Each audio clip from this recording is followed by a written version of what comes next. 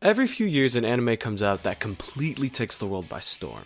Dragon Ball, Naruto, Fullmetal Alchemist, and Attack on Titan are a few examples of anime that have swept the globe over the past few decades.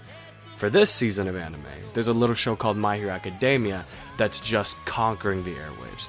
It won 7 categories at the Crunchyroll Awards, is seen everywhere you look at any anime convention, and is even drawing non-anime viewers into watching anime for the very first time.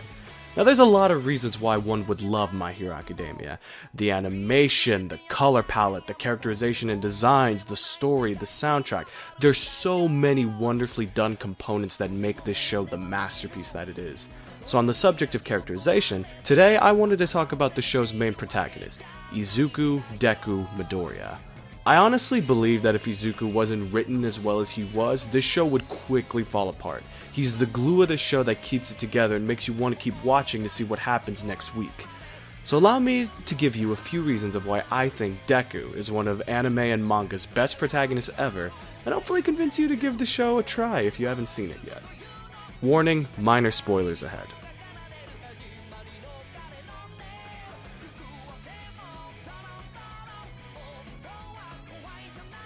My Hero Academia presents viewers with a world where 4 out of 5 people have some type of superpower or quirk.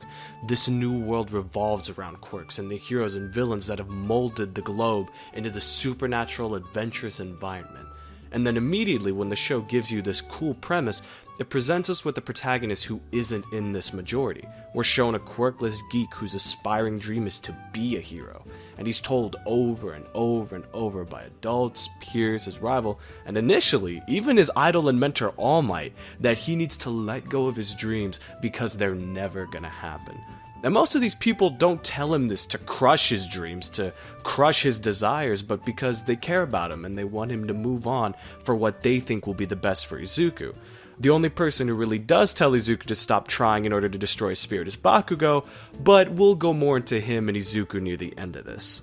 Izuku is made the underdog right off the bat to audiences, not just because of his literal powerlessness, but also because of his relatability because of the way he's viewed by adults and peers. Many of us can relate to having dreams and aspirations that are shut down by adults and friends who tell us we're never going to be able to do it, not because they dislike us, but because they don't understand how badly we want to achieve our goals and dreams.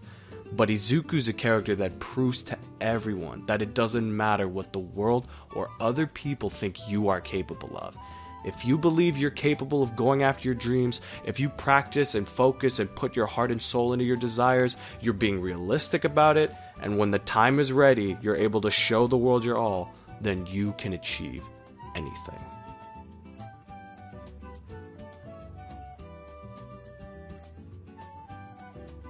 What makes a hero? This is a question that's asked over and over and over in My Hero Academia to the audience because it's a question that's asked by the characters because every single character has a different or specific perspective on what they think equates a truly amazing hero. My favorite hero of all time in any mythology is Spider-Man. And this little clip here that I'll show from JeremyJahns' review of Civil War pretty much encapsulates how I feel about Spider-Man 2, and some of the things that he says can be related to Izuku as well.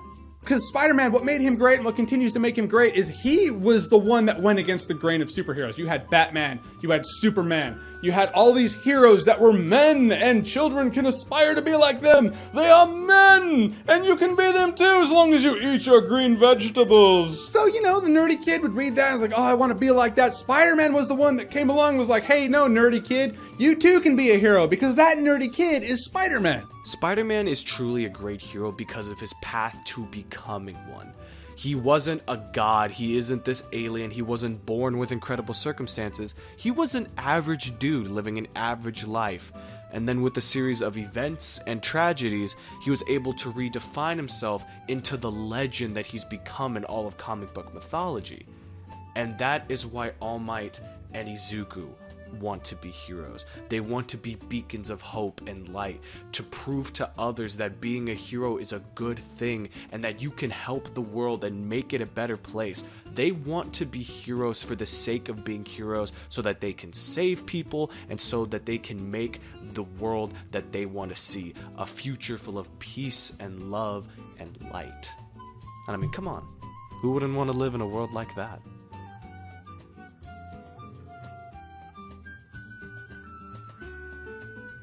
This point might feel a little weird to some people because they might say, well, don't you think Izuku cries a little too much? Well, yeah. My boy's crying literal fountains out of his eyes. Somebody help him! Further seasons definitely use it better for comedic effect like there, which makes it super fun. But I think initially, when we see Izuku cry, I think it's an important moment for a male protagonist, because in society, we're often told that crying is a form of weakness. And we shouldn't view crying as a form of weakness. Whether it's for happiness or sadness, people need to be able to vent their emotions, be able to cry when necessary. It's not a form of weakness that you cry. It's a showing of strength that you're able to emote. Like, you're able to go into the world and be able to say, like, I am feeling something. That's something a lot of people are afraid of doing, being able to be honest and open with who they truly are. If you're feeling sad, let people know you're sad. If you bottle up your emotions, it's only going to detriment your life. It's not going to make it better. And I think a lot can be learned from Izuku in being able to cry. Now, not overboard, definitely not overboard like he does sometimes, but when the time comes to cry tears of laughter or tears of joy, let them fall, because it's okay.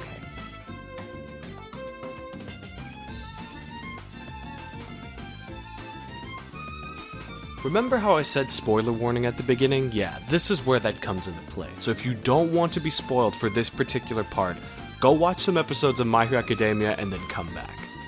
So after All Might sees Izuku help Bakugo, he then decides to make Izuku his apprentice and imbue him with his quirk, One for All, a quirk that allows an owner to pass on a massive amount of power and energy via strength from person to person that gets stronger over time. Now, in most stories where a character receives a power, sometimes they have no repercussions to it. They're just able to take their new circumstances and abilities and just roll with it.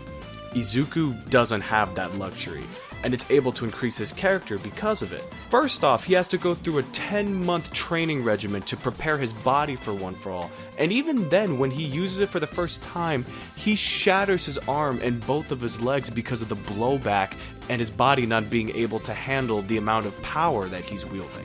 Also, as he continues to use One for All over the course of the show, he uses it kind of recklessly. A lot of times when he ends up using it, he ends up getting severely injured in fights and in training practices because he doesn't really know how to control his power yet, and because it's a learning experience of being able to test his limits and seeing how far he's able to push himself or not.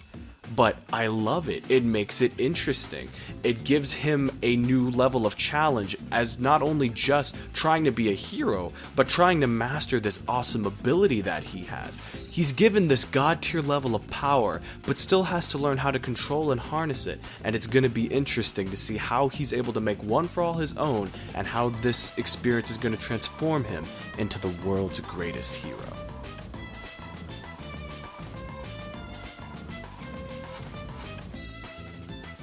Rivalries in anime go together like peanut butter and jelly. Goku vs Vegeta, Naruto vs Sasuke, Light vs L, Alucard vs Anderson, the list goes on and on. It's a classic storytelling device that's used a ton in anime, and My Hero Academia is no exception.